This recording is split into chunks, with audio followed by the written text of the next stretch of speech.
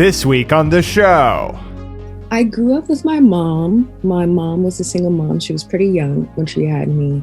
Artistically, like, she was very, very gifted. She was a very gifted artist, like visually artistic woman. Right. I always was very interested in what she was doing, but I was not gifted visually, I think. But I got into theater because my grandma took me to go see The Lion King when I was maybe 5 years old. And I was like, what the heck is this? Like, there are all these brown and black people who look like me, who look like my aunties. Right. They're on stage. And it was like one of the most fantastical things that I think I'd ever seen. Marisa Razo.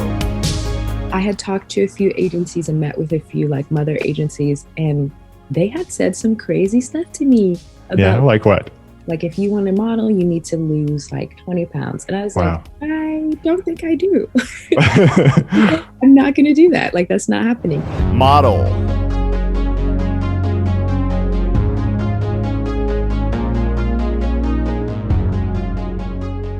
I think that sometimes male photographers don't understand boundaries. Right. Especially because there's a lot of young models, like young models who are fresh-faced, who are so eagerly looking forward to like coming into the industry and getting a portfolio built. And then these male photographers like really take advantage of that. So they're like, oh, I'll do a free test shoot for you. But also the concept is you're naked and we're in the middle of the woods. And I'm like, first of all, that's a horrible concept. Second of all, no. Like, yeah. It's not happening. Actor. I just feel like there's nothing more magical than acting, because especially if you really let yourself go and you're really like in something, it's like, wow, like this is sympathy, this is empathy, to fully be like, dang, like reading this and like, oh, like that hurt me, or like, oh, something good happens to a character and you're like, yes, girl, like, yes. Yeah. Writer. It's just being excited about all the possibilities and all the stories that I could see myself and the people who I know and love in. Yeah. Very easily. And then we'll talk through, and maybe I don't take this suggestion that he gives me or she gives me, but it takes me somewhere. Yeah, and sometimes it's a little thing, right, that you hear, but they don't hear themselves saying. And then you're like, oh, okay, I got it. I gotta go. I'm like, what are you doing? And I find myself like wanting to imitate that, like the way that he writes. And like, it just feels so good to be like, wow, like, oh, someone was like, oh, I feel like I see this writer in you. And you're like, like, yes, that feels so good. Let's talk to Marisa Razo on the Very Creative Podcast. Marisa Razo, how's it going? Good. How are you? I'm good. Thank you for coming on my podcast. Yeah. So you were having technical difficulties. How did that go? It was okay. The Wi-Fi in my building is not consistently good. So yeah, I usually just run to a friend's apartment who is like super, super close. So it's not too bad. Yeah, that's okay. That's good. So introduce yourself to everyone. Okay. So my name is Marisa.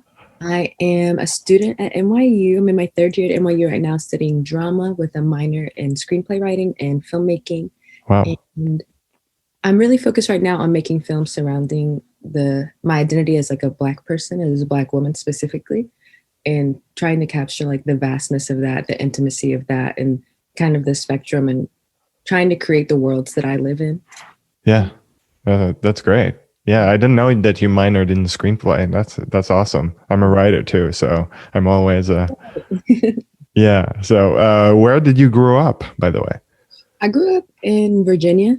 Okay. Yeah, kind of Chesapeake, I would say the longest, but just around that general area. Yeah. And how did you find your way? You're in New York right now, right? Mm-hmm. How did you find your way there? I go to NYU right now, but I had never really heard of NYU until my junior year of high school, if I'm being really honest. Okay. I got into this theater program that I was super excited about, and I went, and all of these theater kids who were like real theater kids, like I was into it, but I was They were all talking about all the colleges they were applying for, and I was like, oh, I've never heard of that, so let me write that down. And that's how I kind of got my college application list. Yeah. I felt like they knew so many things that I didn't. So then I went back home and I was talking to my grandparents, and I was like, look, these kids would not shut up about these schools. So I think these are the schools that I need to apply to. And that's how I got here. Yeah. And, were you intimidated by your application? It's hard to get an NYU I, in many schools in the US. I think I was. I live with my grandparents who are both a little older. Yeah. And the college application process from them to me is very different, especially as a performance major. So I spent a lot of time like literally on YouTube, like what is Common App, like what is like Googling everything. But I feel like if I knew more, it would have been a less stressful process. But the internet exists, so I was just using that. Yeah. Remind me your major again? I'm a drama major. Oh, that's awesome. That's great. Yeah. So talk about a bit about how you grew up and how did you find your creativity, all that stuff. I grew up with my mom. My mom was a single mom. She was pretty young when she had me and was struggling with a lot of mental health issues. And I found that artistically, like she was very, very gifted. She was a very gifted artist, like visually artistic woman. Right. And I always was very interested in what she was doing, but I was not gifted visually, I think. But I got into theater because my grandma took me to go see The Lion King when I was maybe 5 years old. And I was like, what the heck is this? Like, first of all, there are all these brown and Black people who look like me, who look like my aunties. Right. They're on stage. And it was like one of the most fantastical things that I think I'd ever seen. And then I was like, I could do that. Yeah. From there, what was the feeling in your body when you saw it? Because you explained a little bit, but what was that like? I think because I can remember it clearly about like the way the theater felt and really not wanting to go because my grandma was like, oh, we're going to go to the theater. And I was like, oh, we're going to go see a movie. I'm like 5 at the time, was not feeling it. Then she was like, she was like, no, this has real people in it. And I was like, oh my gosh, this sucks. Like I don't. So we're sitting in the movie theater, in the theater, and then all of a sudden, all this noise starts, and I look back, and these people are like coming, these huge animal costumes from down the aisles, and I was like, "What is going on?" So I remember being so small that I could kind of stand in my seat and like looking around and being like, "This is the coolest thing ever." My grandma was like, "Yeah, it is really cool." Yeah. And then from there, like obsessed with movies as a kid, obsessed with like film and like TV and like scripted things like that. And just really wanting to be like, oh, how do I do that? And so from there, I'm just like asking questions at my local high school. Like our arts program wasn't great, but it did the job. Like it got me through the door of like, what programs do I need to be looking to by talking to kids outside of my program? Right. And then from there, NYU has been kind of figuring out the language. Like there's a lot of stuff that I don't know that my peers know, but there's a lot of stuff that I know that my peers don't know. And I find that especially at this PWI, that they are interested in learning about stuff that I really could care less about, if I'm being super honest. But my knowledge of theater and the universe in which I exist in and which I create in is different from theirs, but I feel like more valuable. And I think it took me a while to realize, like, no, you do not need to know all these like random white men playwrights. Like you just don't. You're good. Like you're so cool right now. Like you're okay. Yeah. Were you the kind of, because you talked a bit about watching movies and TVs and just being captivated by that. So were you the kind of kid that just stared at the TV and analyzed everything, every move? Because I was, and that's how it started. I think 100%. I used to watch movies multiple times and see what I could see that was different. Yeah. At first I was like, oh, this is such a cool movie. And the one that I remember doing this with the most is The Dark Knight. I was obsessed with that movie. Oh, yeah. And I was probably like, I don't even know. My mom's like, okay, girl. And I was like, this is so interesting because like, obviously like Batman's the main character, but I was like, these other characters are so interesting too. Right. So I was like, if I rewatch it and I'm kind of looking at them, they're all doing stuff consistently throughout the whole film too. And so that's what I started doing with all movies. I was like, okay, when I watch it this time, I'm going to be watching so-and-so to see what they're doing. And I was like, this is so interesting. And I think that was the more fun part about film versus maybe theater, just because I have some opinions about theater being like a little elitist, but that's like a whole nother conversation. No, it can be. Yeah. And then with film, I learned so much artistically free almost. Right. Like this is like a DVD that some guy on the street like sold to us for like $5. Like I'm having this artistic education in a very different way, I feel like. Yeah. Do you feel like, just going off this question that I had previously, do you feel like when you're watching, because you're a writer too, right? So, and you're an actor. So for me, sometimes I watch movies, I'm like from the perspective of a writer. And it's totally different than when I watch the movie for the actors, because I'm an actor too. And when I want to learn about it, I'm just like, oh, how is that person playing that role? What are they doing? How are they staying in the scene focus? It's totally different. So talk a bit about that. What's your experience with that? I think I was an actor first before I started writing.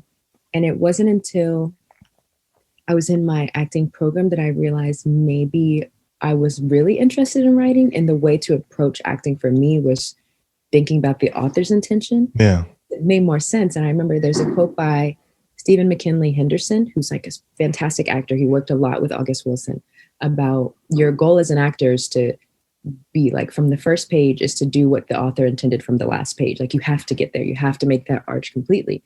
I was like, that makes so much sense, instead of like, oh, I'm like, obviously I'm feeling it. I'm in my emotions, et cetera, et cetera. But like, you're supposed to get to where you need to be. And so when I'm watching things, I feel that way too. I'm like, is the actor and the writer, like, are they dancing right now? Like, are they completely like entwined with each other? And then sometimes they're not. And sometimes it's the writer's fault. Sometimes it's the actor's. That's interesting. Yeah. You can really see that, like, I do not think this actor knew what the writer was trying to get them to do. That's really interesting. Yeah. Wait a minute. Or when you watch something that's not written well, but the actor is killing it, and you're like, dang, like that's such a waste. Yeah. Sometimes the actors are bettering the product. Sometimes they're making it worse because they don't understand anything. Yeah. So, yeah. And when did you start modeling? That happened while I came to New York. Though my grandma tells this story all the time about like, I don't know. I think I was maybe just very young toddler, that general age, where we got some portraits taken for Christmas, and like JCPenney's asked if they could keep them. And we were like, okay, girl. And then we came back and like they were using them for the promo. And my grandma jokes all the time that was my first like modeling gig, but it was unpaid. So I don't think it counts. Once I got to New York, I was noticing that a lot of the girls that I knew in the theater program and the acting program did modeling as kind of like a side hustle, just because there's just so much. I think that people don't understand how big certain industries are, because we see the same 5 models, like we see Kylie, Kendall, like we see them all day, every day. And they're all white most of the time. You guys are not giving what I thought you were supposed to give. So it's like, okay. But my teacher actually was like, there's a lot of modeling opportunities, especially because I'm taller. And she was like, you should really look into that because you can make some good money while you're here. And then my boyfriend was in touch with somebody who was a part of the agency that I'm with now. And she like kind of talked me through the process, and then it kind of went well from there. Yeah. Were you intimidated by the New York modeling scene and everything? Or were you excited about it? I was excited. I was intimidated, but I wasn't, because I had talked to a few agencies and met with a few like mother agencies, and they had said some crazy stuff to me about, like what? Like, if you want to model, you need to lose like 20 pounds. And I was like, I don't think I do. I'm not going to do that. Like, that's not happening. Or going to agencies or being in casting call rooms and being the only person of color.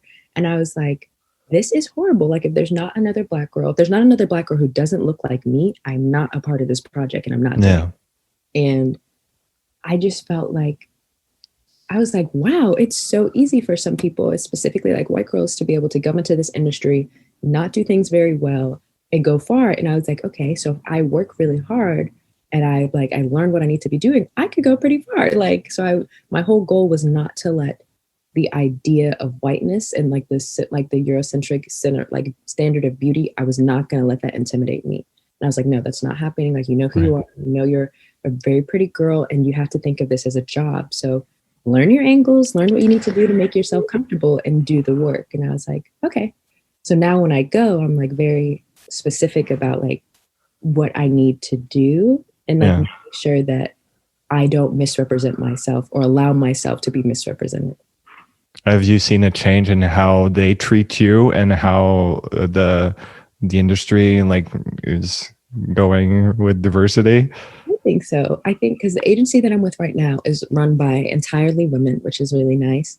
And they're being really proactive in casting different sizes, different colors. And something that was really big for me was like, I don't want to be the representation of what all Black women look like, because that's just incorrect. And I was like making sure that they are having like dark skinned women, that they're having plus size women. I was like, I'm not going to sign myself up for something that makes me feel shameful because they're giving attention to me. And I feel like my agency does that pretty well. Like I go to the meetings and of course there are more white girls. And I feel like that is something that I would like to see changed. But I do look around and there's girls who look like me, who don't look like me. And it's like, oh my gosh, it's like this room is so beautiful. And I really appreciate that.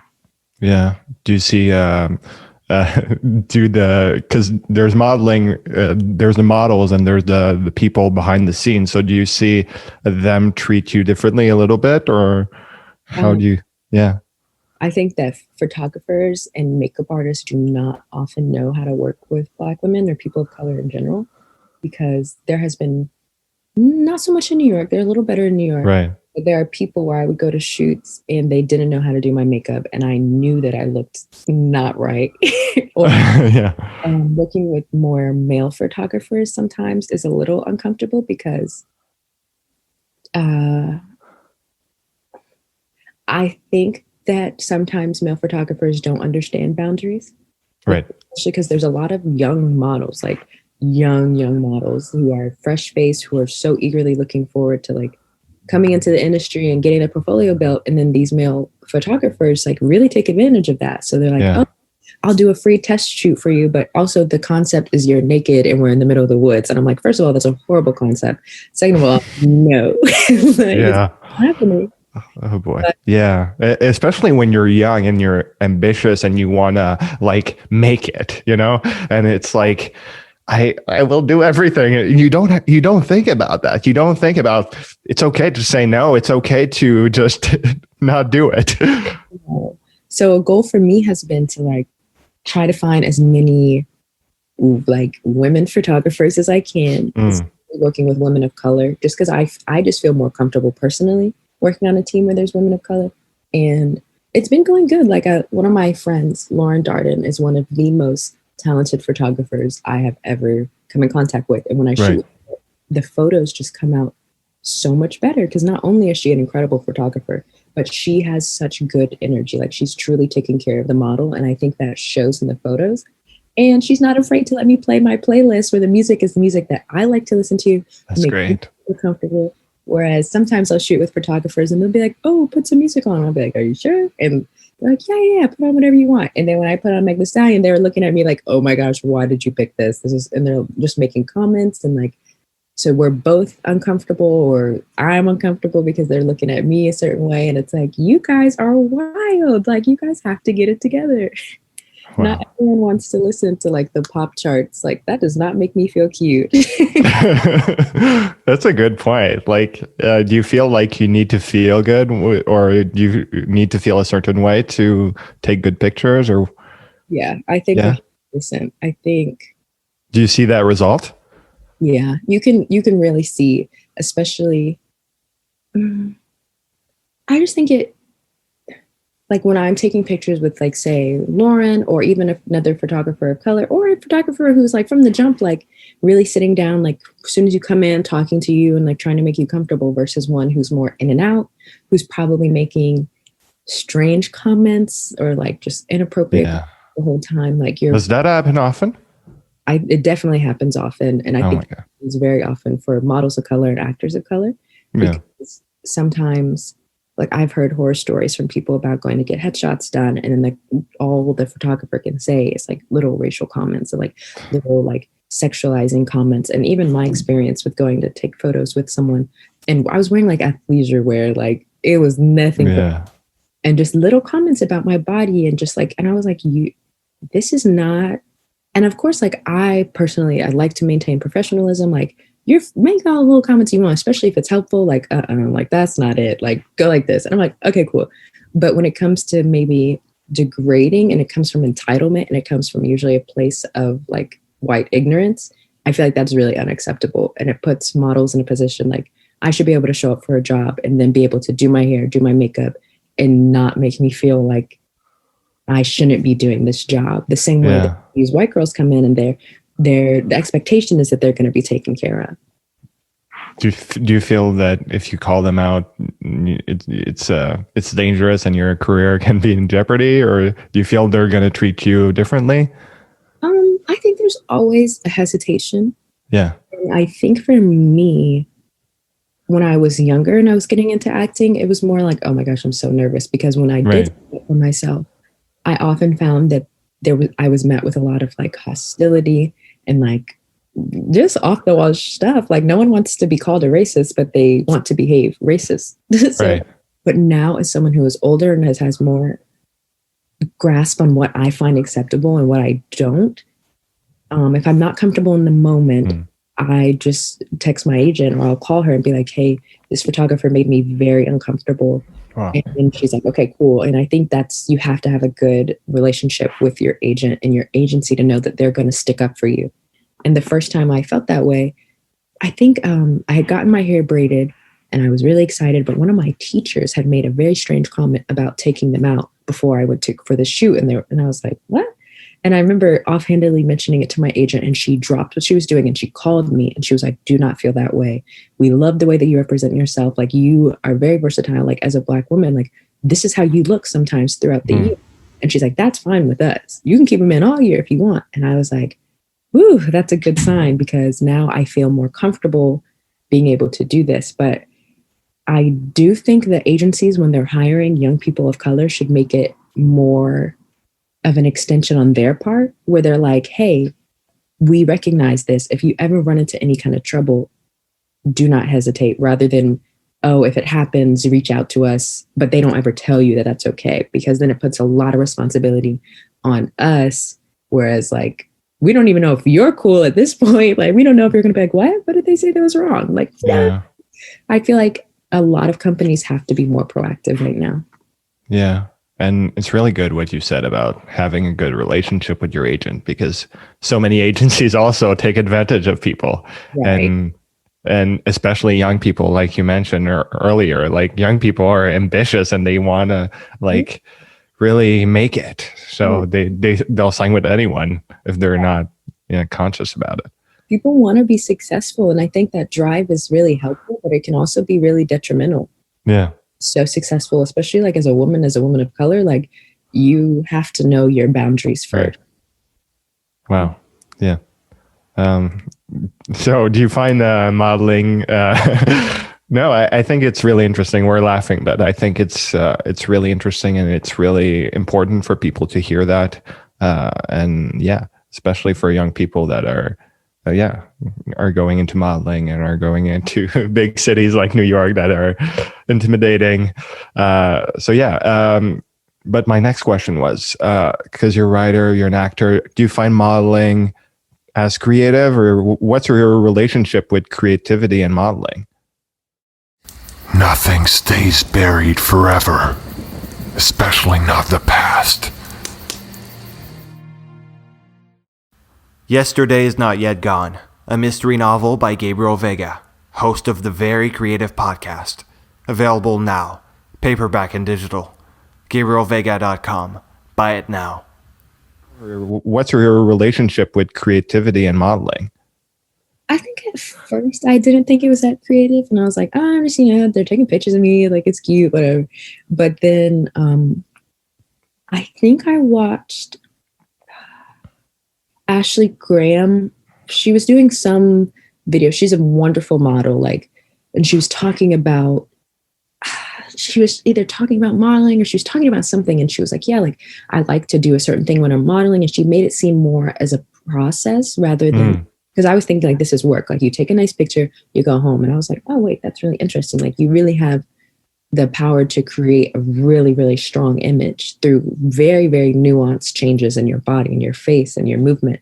And I was like, okay, that's cool. So the last few shoots that I've been doing, I was like, okay, let's try a few things. Like, let me go through Instagram and look at the pictures that I love the most, or like the models that I love the most. Like, what are they doing that is so captivating? And I think there's another model that I really like. I cannot remember her name right now, but she was talking about how modeling is really similar to dancing for her, because you're kind of moving through the image, and then they take like 10 photos, and that one movement that you did creates like a stunning photo. And so I've been trying to just let it become more of a creative process and kind of like maybe undo certain thoughts that I had about the whole process. And it's like, no, like this is work, but this is also creative work.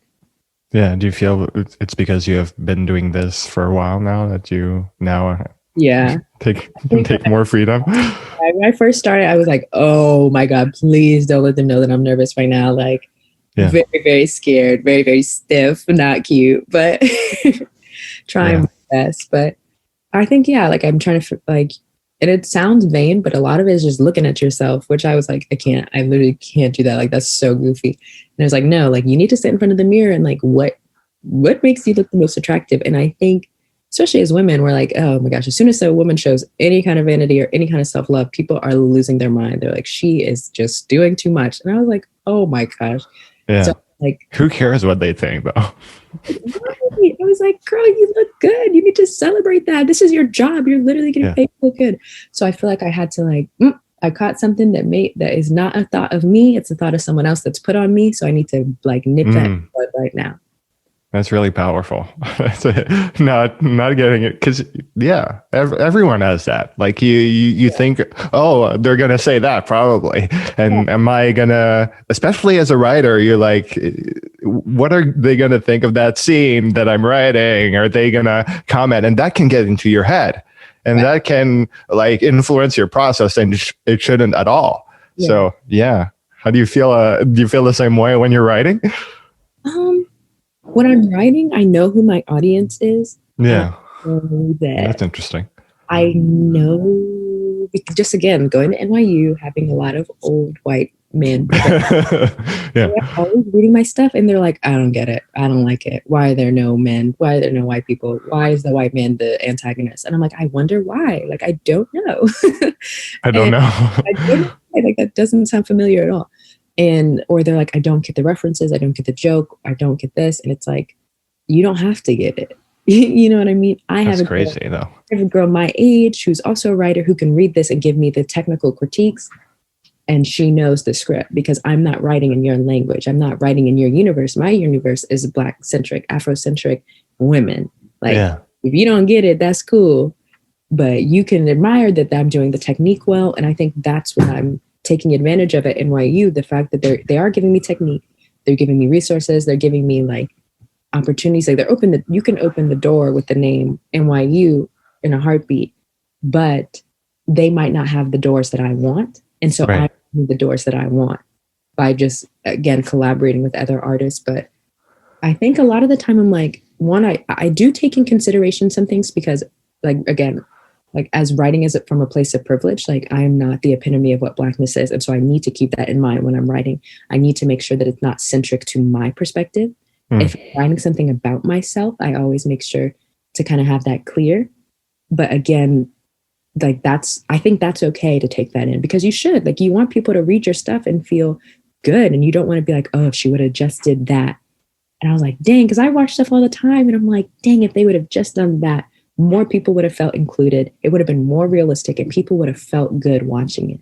Yeah. So that's my goal. So I typically write with other people. I'll start writing, send it over to my girlfriend. She'll look at it and be like, oh, try this. And I'm like, okay, cool. Like that really just did a lot for me. Yeah. Do you feel like you trust them less now? Your professors and all the, 100%. But not in a way that I can acknowledge that they're very talented writers. Yeah. And the same way that I can sit down and watch some classic old white man movie and be like, wow, that was so good. I'm probably not going to watch that ever again. You know what I mean?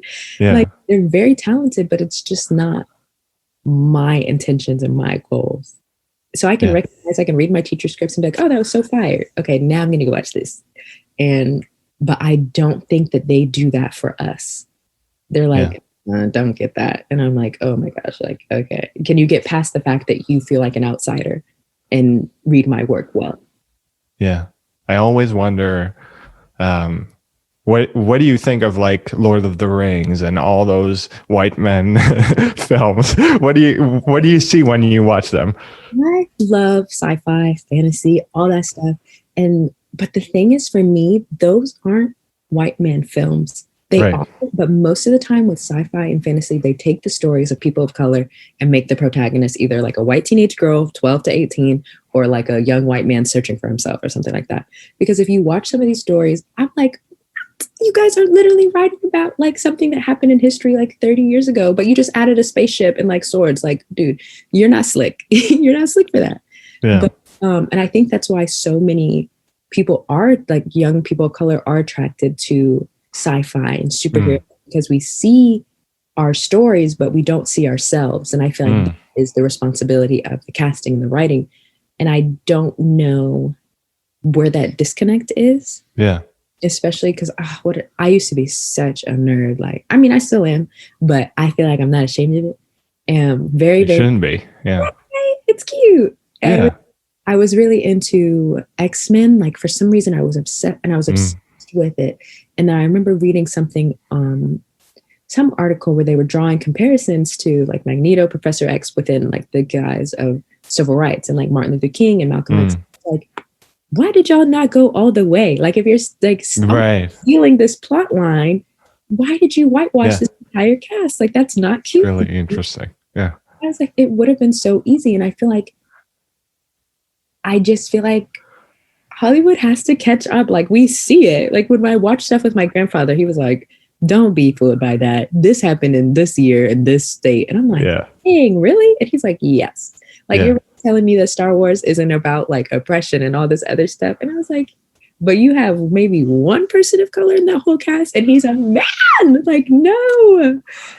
They were probably like X-Men. They were probably like, so we want white people to understand the problem. So we're just going to put mutants, and the mutants like are black people, but we won't say it, you know? So, but they're going to be white. And I think I saw, I don't remember what it was, but I saw maybe, it was something I found on YouTube and it was describing that on almost exactly of like these stories about more often than not black people and people of color, but then they have white people doing it and then white people are like, yeah, like that's so messed up. People need to be nice to the mutants or to the da-da-da. But then they go home and they say crazy stuff. And I'm like, what's not clicking? What is not clicking? Like, how is this your favorite movie? But like, you're still like pro-capitalist and you're still like doing all this crazy stuff that is really fucking people up. Like, sorry for my friends. I don't know if that's allowed on this. No, it's fine. Everything's allowed. Yeah.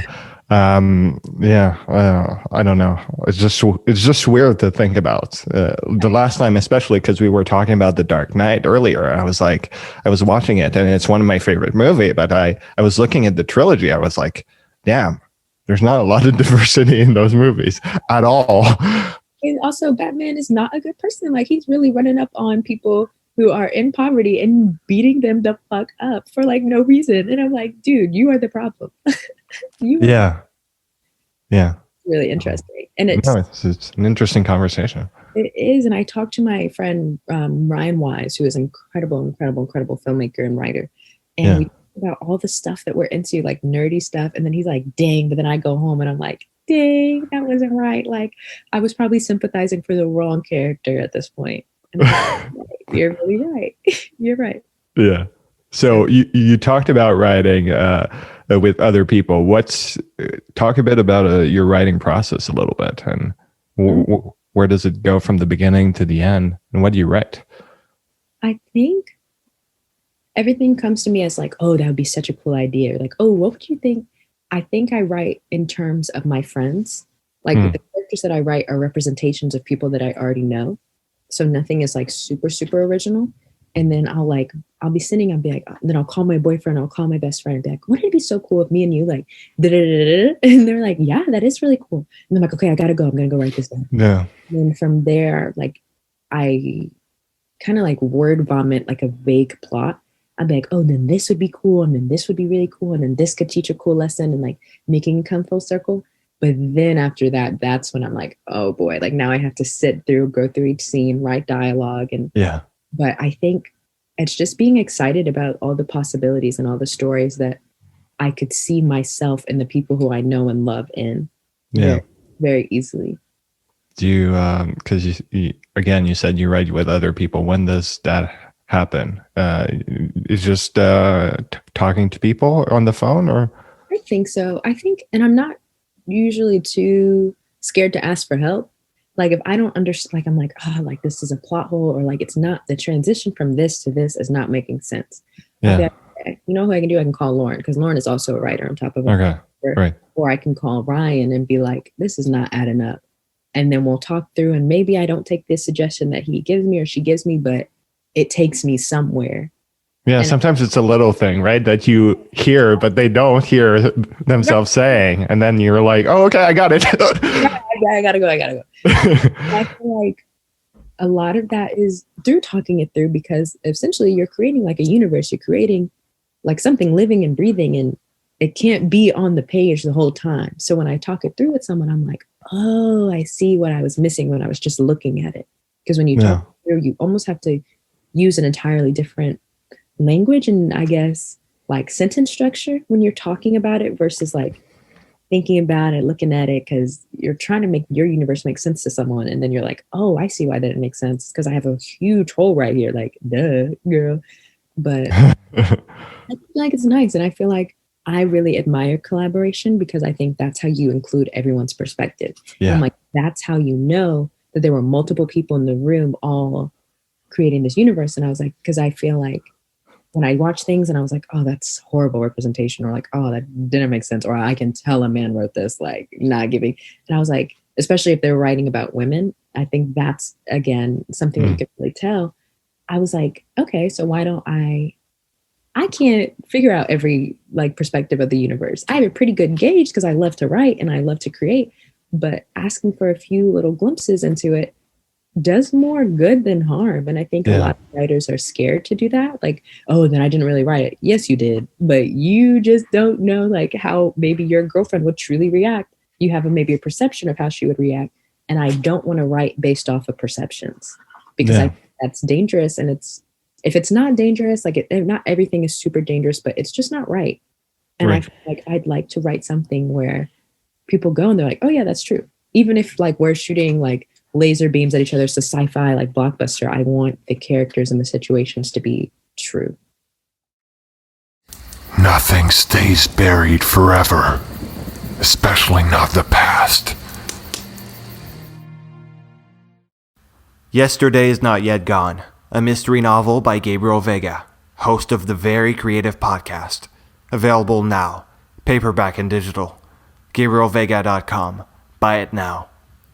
How do you feel about acting? What's your relationship with acting with all that? I love it. I really, really do. I just feel like there's nothing more magical than acting. Yeah. Because especially if you really let yourself go and you're really like in something, it's like, wow, like this is sympathy. This is empathy, to fully be like, dang, like reading this and like, oh, like that hurt me, or like, oh, something good happens to a character and you're like, yes, girl, like, yes. Yeah.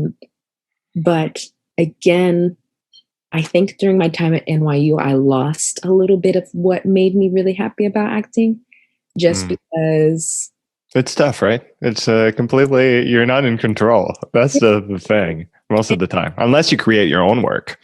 And that's, I love, but I felt like the work that was being given to me, the notes that I was getting, and the consistent work that I was getting I was not being taken care of in the way that I should have been. Right. And I think, again, it comes back to teachers not knowing how to take care of their students of color. And I'm like, there's no reason why me, my best friend, my other friend, all my roommates have all played Benita in A Raisin in the Sun. Are you serious?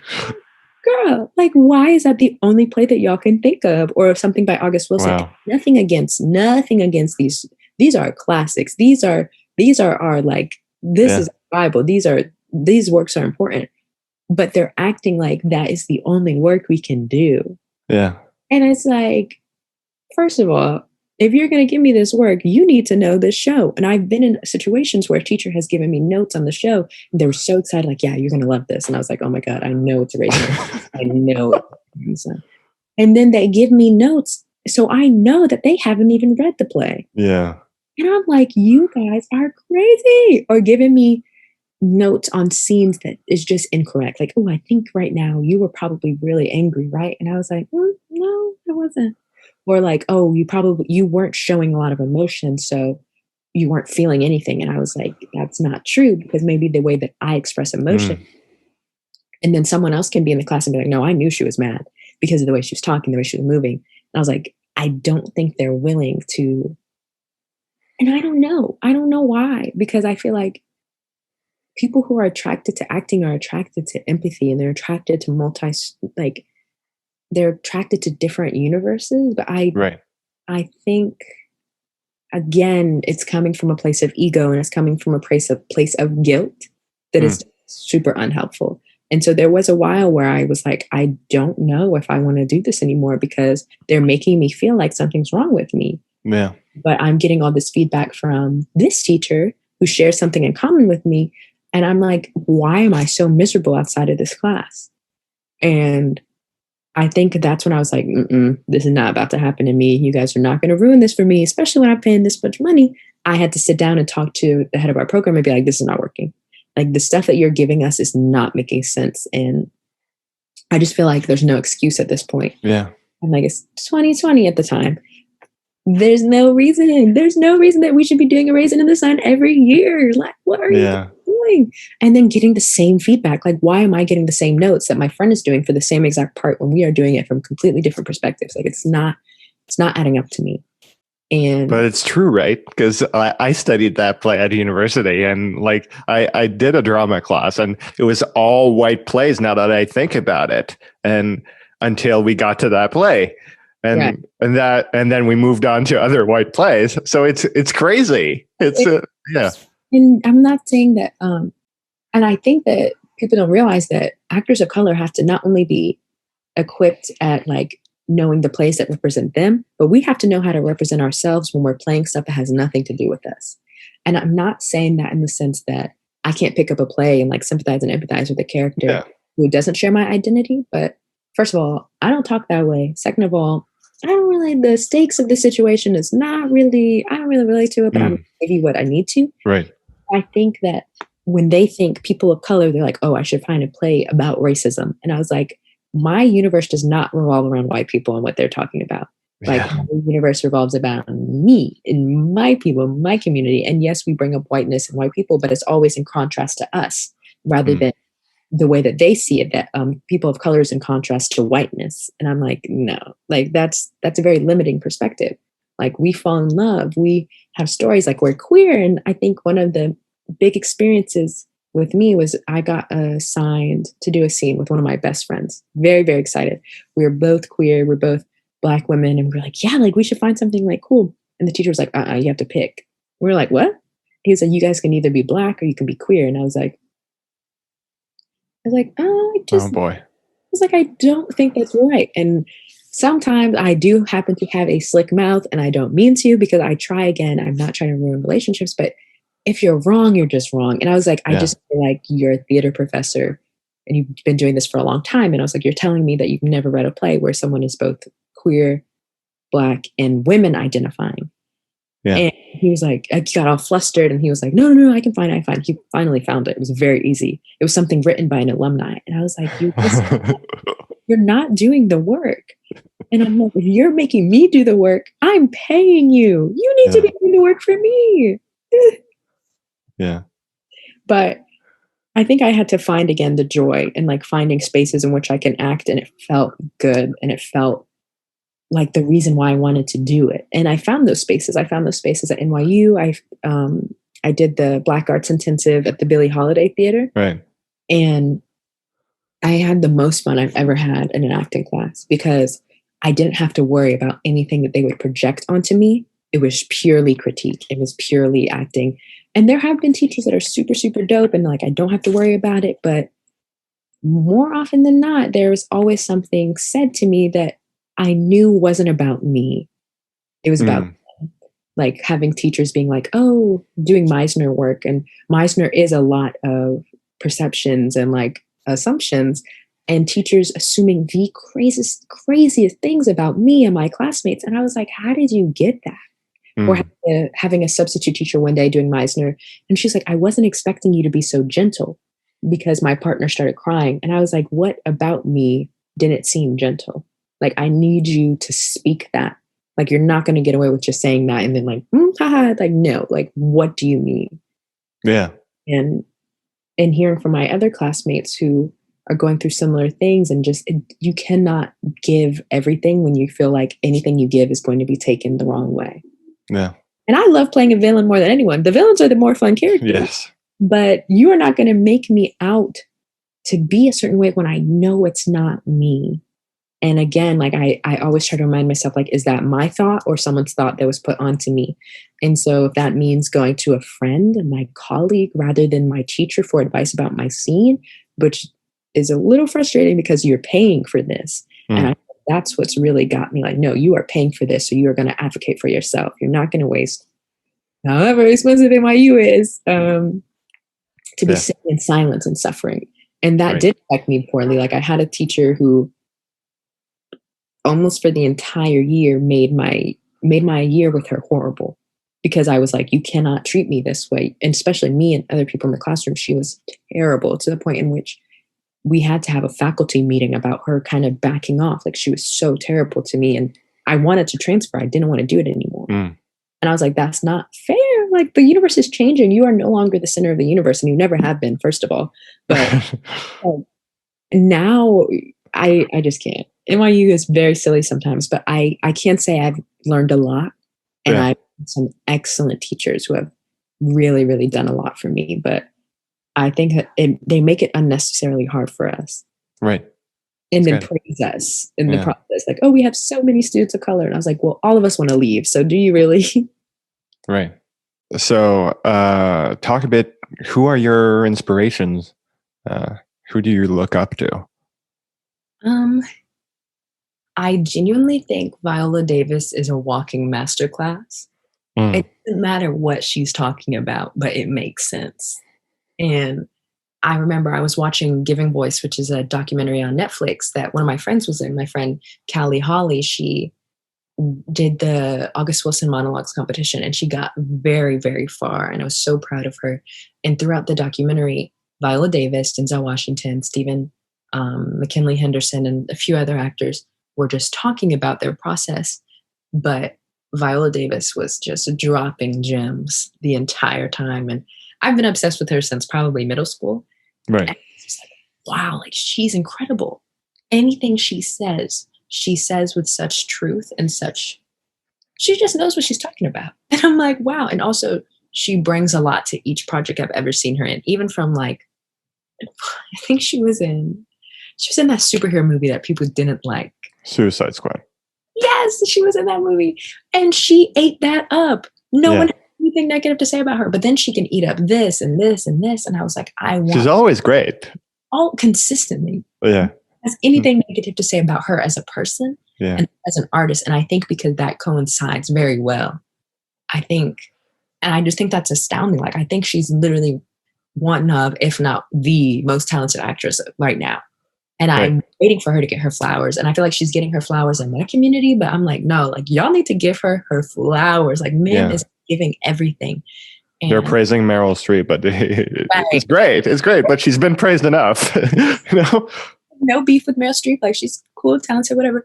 But I was like, and I think Viola Davis said that. She was like, they keep calling me the Black Meryl Streep. And she's like, I have the Emmy, I have the Tony. Like, what are y'all doing? I'm Viola Davis. And I was like, wow. And I was like, you're right. Like, never, ever let them.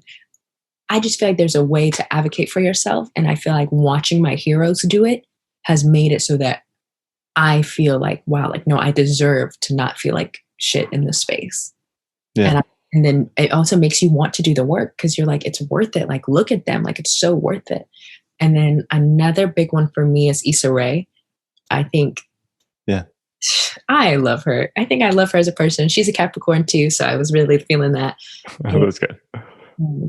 She found that she wasn't being represented, started this web show, and is now one of the top like producers and writers of like of like the millennial age. Like she is a young, thriving millennial. And she just put out a masterclass, right? It is so good. Yeah. Are you taking it? Yes, my friend has the masterclass, and I was like, "Can I please watch it just for you?" So like, I'm never. She's incredible. She is truly incredible. And when I hear her talk about her process, and when I watch, I love Insecure. Me and all my girlfriends have been watching it since like early high school, and I was like, wow, like this is really nice. Like these are just like young Black adults like thriving, or just like going through emotional drama that isn't like incorrect. And of course, like not everyone is going to feel represented by XYZ, but I was just so impressed. And I was like, this is so fire. Like, I can't believe. And then now seeing her consistently getting casted and like being in, like, she was in Lovebirds, where she was in like this like fun, goofy, but like romance, like buddy almost type of feel. And then like she did that movie with Lakeith Stanfield. And I was like, wow, like you are killing it. Like you're really killing the game. And seeing stuff like that just makes me feel so good because it's authentic and it's real. And it's now I'm reminded like why I love this so much. I'm like, because I want to tell the truth, and and I'm like, wow, that's really dope. Barry Jenkins wrote the screenplay for Moonlight, right? Yeah. Okay, I didn't want to mess that up because I didn't know if he was in charge of just visuals. But if there's an issue, I'll edit it out. That's fine. Don't worry. I bought the screenplay, and I was like, this is the best. I bought like the big. Oh my gosh! My grandma was like, "You did not just spend all that money on that screenplay," and I was like, I did. And it has like the screenplay has photos, it has the award speeches. And I was like, wow, is a piece of art. Like this is a relic that I'm holding on to because the screenplay is so good. And I was like, this is crazy because when a good screenplay meets good actors like Mahershala and like Ashton Sanders, I was like, there's nothing that you can't do in a film because it was completely coinciding. And I was reading it and I was like, the way that he writes is so beautiful. What a fantastic movie too. Truly. And I was like, and it's not just that, like anything he writes and he touches is just incredible. Yeah. I'm like, what are you doing? And I find myself like wanting to imitate that, like the way that he writes. And like, it just feels so good to be like, wow, like, oh, someone is like, oh, I feel like I see this writer in you. And you're like, yes, thank you. That feels so good. And I read through the screenplay for the first time. I was like, no, like I want to be a writer. Like I want to be able to capture something so beautiful and so nuanced like that. And I was just like, oh my gosh, she's so cool. That's great. So talk a bit about your goals career-wise and where do you see yourself going with all that? After NYU. If I'm being super honest, I want to go in a lot of directions. That's perfectly fine. Certain goals that I envision, but I'm trying to work out the steps right now of how I'm going to get there. But I personally feel like speaking your goals and speaking your intention to the universe makes it so that it's impossible not to reach them. Yeah. And my dream is to create like a production company with myself and other Black women in which we write, film, and create our own works in like a big company. And like we do things together, we shoot together, and we work and we collaborate together so that there's nothing missed. And I like the idea of like, okay, I did this, now I hand it off to her and I know she got it. Like I know that I know that the work is going to be safe with her. And then like that's how the process gets made. And then we make this beautiful thing together and we watch it. And I envision like taking my great grandmother is like 91 years old, and taking her and being like, look, like there's you know? And like just her being excited. And I also want to continue to act. I want to be in projects that are just true and like make you feel good. Like I love the idea. I think when I first saw Euphoria, I was really excited. And I was like, such a cool concept, but I would love for writers to take that further and show like the nuance of just young people. Like we're going through that right now. Like I'm not gonna lie to you. But then definitely broaden what that cast looks like. And I want to continue to act in pieces. I want to continue to model, and I want to continue to hold space and make space for people. And so I'm just hoping that whatever I do, I'm continuing to create, and I'm continuing to create authentically with the purpose and like the mission statement that I've really held close to me. Like I want that to be a reality. And I'm be happy. Like I want to be really, really happy. And I think as long as I stay true to my intentions and the work that I want to create and the reason why I'm creating, I just feel like it has to happen.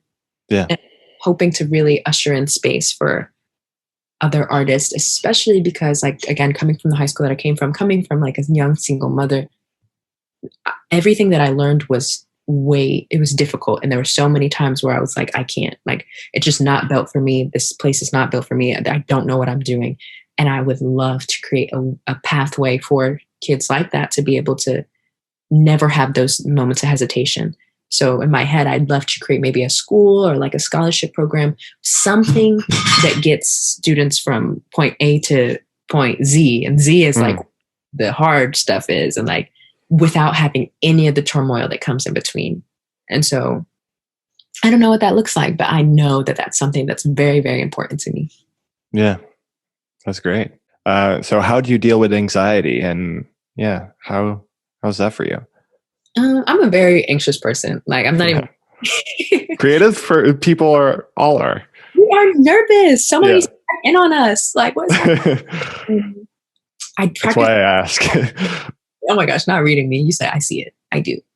I practice a lot of mindfulness, and I do a lot of meditation. I've really dedicated a lot to mental health, especially because, again, like being in these fields, it can make you very insecure. Actually, like modeling and acting, everything is about everything, and it's usually about something bad. And so I've really dedicated a lot to mental health, and I'm like going to therapy, and I love therapy. I think I do too. Yeah. I think everyone should. Yeah, everyone should. Accessible and free and mandatory, because a lot of people need it. And so I feel like learning things from there, learning things about myself, being very introspective about the way that I respond to things, and like what makes me feel bad, and like what projections am I possibly projecting on others, has made my life has made it a lot happier. And like spending time with myself and being like, okay, you know what? I'm way too irritated right now. Let me go meditate for a second. Like, and then like telling people about meditation, because like I have a lot of girlfriends at home who are like, dang, like we've never really heard of that until now. And I was like, me neither. Like I went to NYU and I did like a huge yoga class with other people of color, and it was so fire. And so really just examining what I need and not being ashamed to be like, no, I need this. Like I need help. I need therapy. I need XYZ. And of course it's a process. Like it's such a process. I'm still learning how to be like a good person, a good partner, a good daughter, et cetera, et cetera. But I think putting that first and knowing that like, no, like you need help, like you need mindfulness, like you need to do this, and not slacking off on it does all the difference. Right. Yeah. Yeah. I think therapy is very important. I think everything you said is important, because like a lot of people, their issue is they won't accept that there's something that they can fix. There's always something that you can fix. I'm not perfect. I will never be perfect. And there will always be something that I can fix and talk about. And just talking with you, I learned a lot today. So yeah. Okay. Feel good game. Let's end on a great note. What's your feel good movie? Feel good movie. I feel like I'm gonna miss it. I'm gonna mess it up, and then I'm gonna think about it later and send you a text and be like, I remember. Oh, duh. Anytime I'm not feeling good, anytime I just need to chill out, I watch Into the Spider-Verse. Oh, yes. I love that movie so much. One of my little cousins who, and my family cousins are siblings, like it's not a cousin, like that's my little brother. He looks just like him, and we went to go see it on my birthday, and like it just made me feel so good. He was like, oh my gosh, he looks just like me. And like that movie just makes me feel so good. It's so great. And it's just a wonderful movie, and I adore that. Anytime I'm not feeling good, I'll text my boyfriend and be like, can you come over, please? Or can we please do the Spider-Verse? Like, I'm sad. And it's just nice, and it just makes me feel good. Yeah, it's really good. Feel good TV show. Recently, feel good TV show. I'm such a sucker for it's like the American like barbecue. Like it's like one of those cooking challenges shows, but it's just about barbecue. And me and my roommate watch it, and it's so silly. But I'm like, okay, sometimes when I watch cooking shows, that food does not look good to me. And a lot of the chefs are from the South. And I'm like, I would eat that in a heartbeat. Like, this is so nice. And another one for me, I'm very, very into anime. And all my friends tease me for it, except for the ones that are into it because they have taste. Demon Slayer. Demon Slayer is like my shit right now. And it's anytime I'm like, oh, I'm not feeling something, I'm like, let me watch this for a little bit.